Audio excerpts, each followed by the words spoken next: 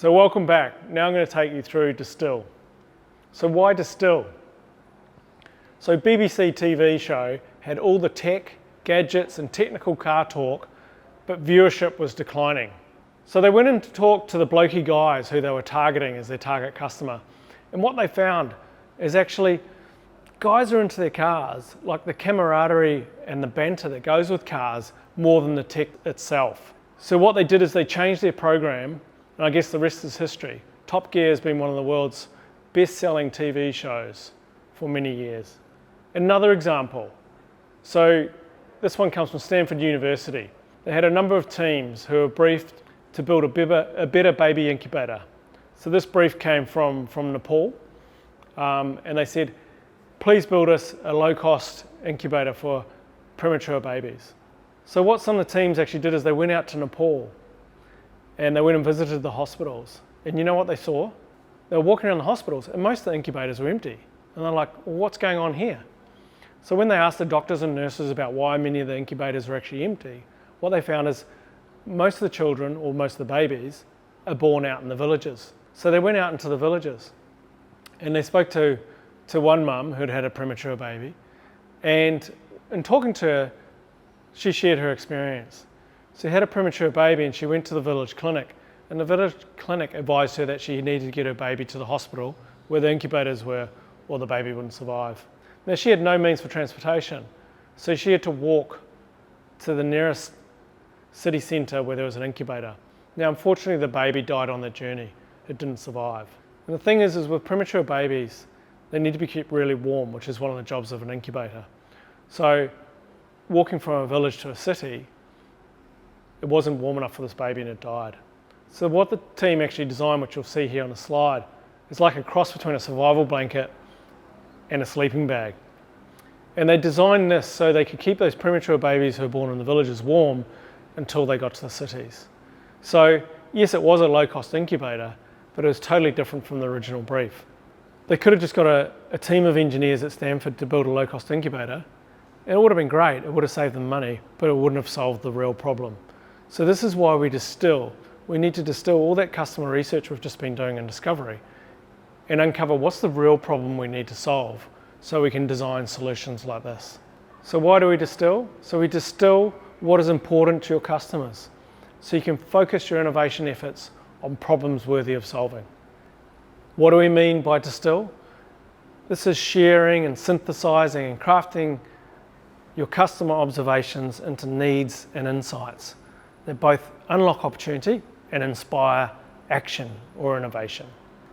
So I've used the word insight a few times. What do we mean by insight? It's a feeling, it's a revelation, it's that aha moment when you uncover the underlying why behind a customer's needs, and it's our inspiration for innovation. Here's a good example. Let's say we're looking at innovating around breakfast on the go. So we know from trends that more and more people are skipping breakfast. And okay, we could just come up with some solutions from that. But what we actually need to do is dig deeper by asking how and why are people skipping breakfast. By doing this, we find that some people can't face food in the morning, whereas others don't have time. So your solutions for those two different needs are quite different. If they can't face food in the morning, maybe they need something that's more liquid. If they don't have time, they just need something that's portable. So you can see here, by really digging deeper, beyond the observation, the fact and the trends, we can get to the deep and important needs and insights that lead to innovation. So how do we distill? It's a 5-step process. First of all, you storytell and unpack your observations. Then you need to synthesize them. Then we prioritize which ones we want to take forward. Then we craft those into opportunity statements that we call customer insight statements. And then finally, you test and check whether you've uncovered a really good customer insight statement that's going to inspire ideas. So first step that I'm going to take you through is storytelling. So this is where we unpack and share all those observations you've got from your discovery work. And we do that through something we call an empathy map. So here's an example of an empathy map. So you see there's 4 quadrants. On the left-hand side, you've got say and do. So say is everything that your customer that you interviewed has said about the challenge, including their lifestyle and their habits and their hobbies and things like that. And then do is their actions and behaviours, what they actually do. How do they do flexi working? And then the right-hand side is getting into more the emotions. So what do they think? So their thoughts and beliefs around flexi-working and their life, and their feelings. How do they feel? So how we do this is we unpack using Post-it notes and Sharpies, and you'll see here what we've illustrated is what your empathy map will look like when you've finished this exercise. So what Rob and I are going to do for you is we're going to take you through a demonstration of unpacking our observations from some customer discovery work into the empathy map. Okay, Nathan, what project are we unpacking today? So we're redesigning the cafe experience, and we've been out doing our discovery work. We've been observing, interviewing, and being cafe customers. So give me an example of one of the customers that you spoke to. So I went out and spoke to sort of late 30s. I'd say he's a coffee snob, also a cyclist. Right. Often have his coffee after his ride. When you say he was a coffee snob, it sounds like the coffee is the most important thing in the cafe experience to him. Is that right? Yeah, definitely. Cool. He said he liked to, I don't know, still feel young and cool. So it had to be sort of like a good cafe experience. The environment's important to him. Yeah. Has to be trendy. If he has a bad coffee, he's quite disappointed. So is it fair to say that if the coffee's bad, he'd go as far as taking it back? Yeah. Okay. Yep, so that'd be a do. Yeah. Probably feels like a highlight. Escape from, his work and family life. Right, so it's his way of escaping. Yeah. We'll put that in as a feeling. And you mentioned that it was a bit of a ritual for him.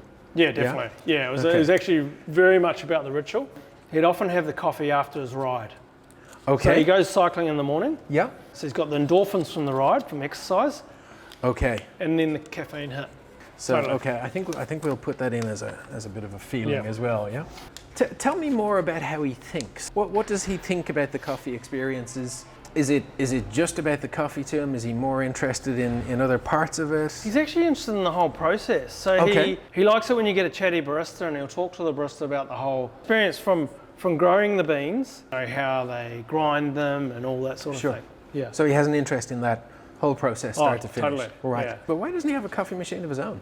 I mean, he did say he's looking at getting one. Okay, so he did talk about that. But it's also the escapism. So he likes going to the cafe as well. Who did you talk to? So I spoke to an international student. She was from China. She was 19 years old. Yep. To her, the cafe experience was more about connection. She's enjoying her adventures in Australia, but she's missing home a little bit. She wanted Wi-Fi.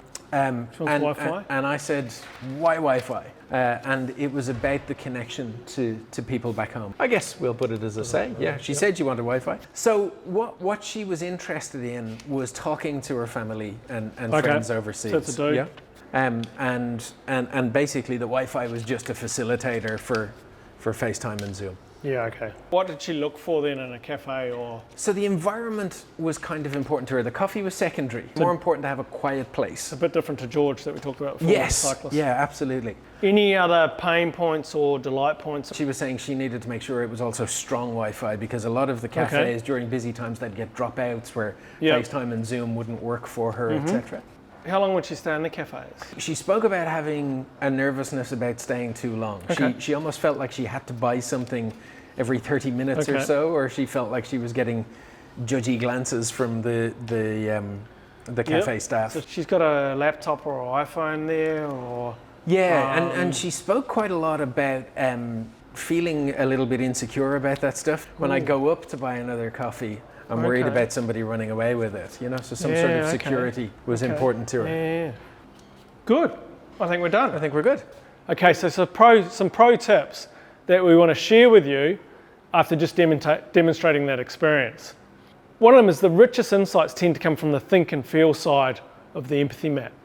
Say and do are great leads into think and feel. So what you can do, as we demonstrated, is if one of your team share, oh, this is what the customer said, or this is what they did, you can then go, okay, and how are they thinking, or how are they feeling at that moment? One of you will be sharing their stories back from their customer research. The rest of you should be probing the storyteller and asking them around their thinking and feeling. If once you've completed your empathy map, the think and feel side is a little bit light, go back to the left-hand side and see whether you can infer any further thoughts and feelings, okay? So it's okay for you, based on your understanding of the customer, to infer what they're thinking and feeling, but you can't make shit up. So, what are some key attributes or behaviors that we can use in storytelling? So, empathy. Really see the world through the eyes of your customer. Beginner's eyes. Look at everything fresh and with wonder. Curiosity. Have a really questioning mind. Ask, why is that happening? Why are they doing that? How are they doing that? Use your intuition. Notice when your gut reacts to something. Is that interesting? Or are you feeling so what? If it's so what, then move on. Objectivity. So not imposing your views and your worldview on the information you're getting from your customers. And then just being really human about it. So storytelling is a human exercise or activity that's been going on for thousands of years. So just having a conversation around your observations will lead to good insights. So step 2, synthesize. We've unpacked all these observations into empathy maps. They're looking really full. Now we need to go and decide which ones we want to take forward into the next step. So what we do here is we look back at our empathy map and we highlight all the really rich and interesting observations.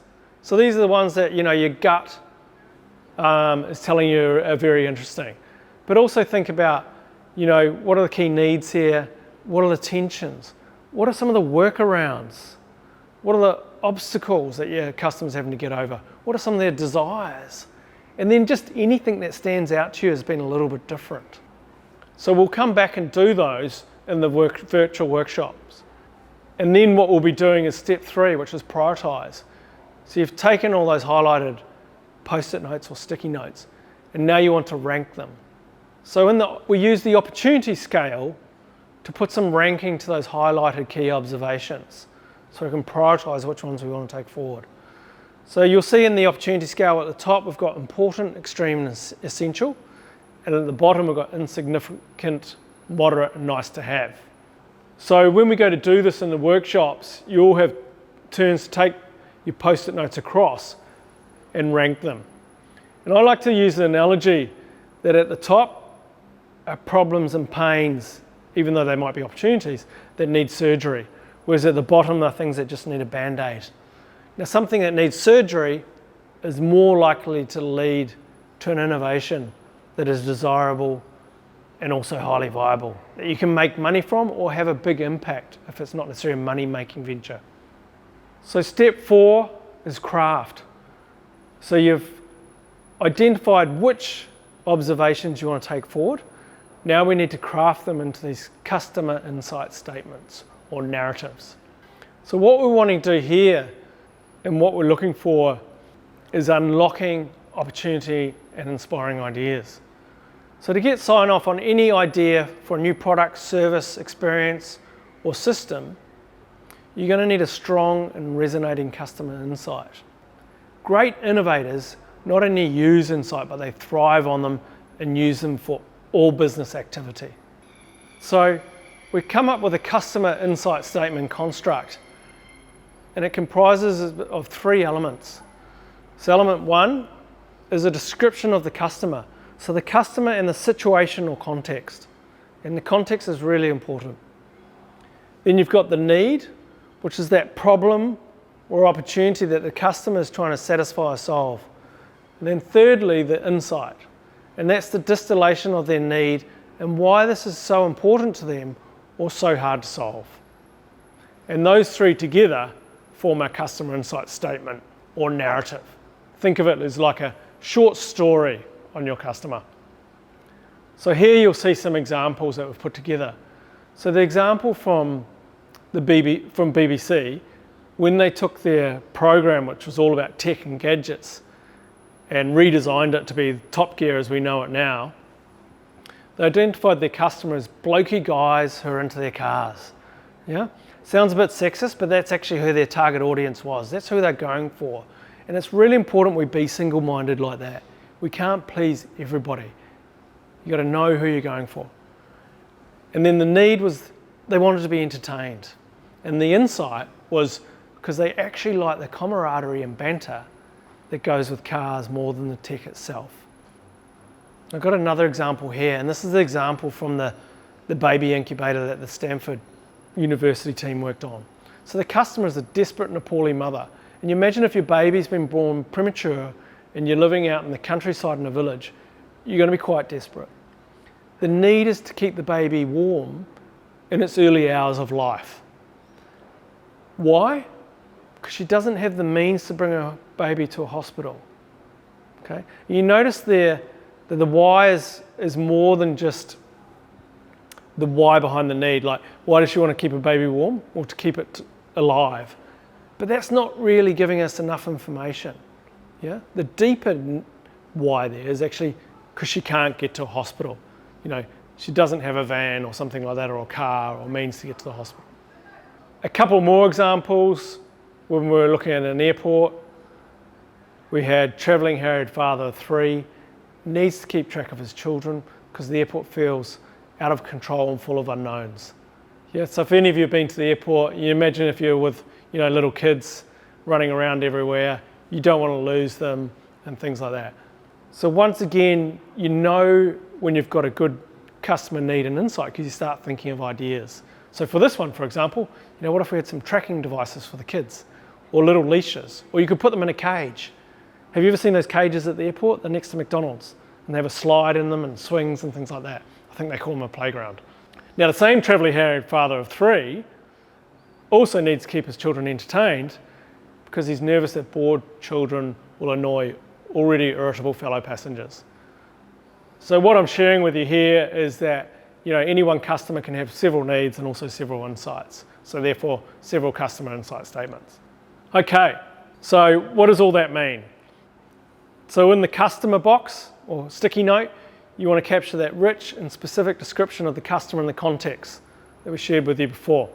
The need is that obstacle, pain or desire that you've selected from your empathy map and taken forward, and then you've refined it and dug deeper into that often emotional or social need. Sometimes it's functional, but normally we buy things for an emotional need, even if it satisfies a functional need.